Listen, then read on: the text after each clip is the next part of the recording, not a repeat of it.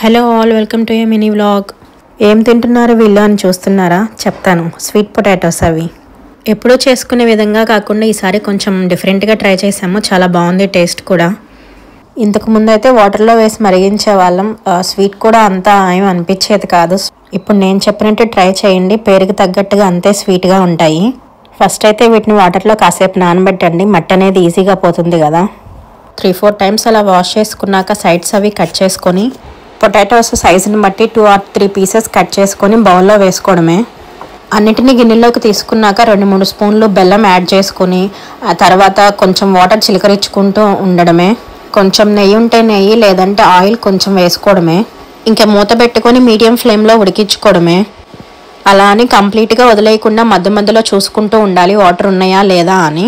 మళ్ళీ వాటర్ ఏమైనా లేనట్టుగా అనిపిస్తే కొంచెం మళ్ళీ చిలకరించుకోవడమే వాటర్. ప్రాసెస్ అంతా అయితే 20 to 30 మినిట్స్లో అయిపోతుంది. ఫైనల్గా నైఫ్ తీసుకొని పీసెస్ ఉడికాయా లేదా అని చెక్ చేసుకోవడమే. చాలా టేస్టీగా ఉంటాయి అండ్ స్వీట్ కూడా చాలా బాగుంటుంది. నాకైతే ఈ ప్రాసెస్లో చేయడం చాలా బాగా నచ్చింది. నెయ్యి వేసిన క్లిప్ లాస్ట్లో యాడ్ చేశాను. నెయ్యి వేసుకుంటేనే ఇంకా టేస్ట్గా ఉంటుంది. Bye bye, see in the next vlog.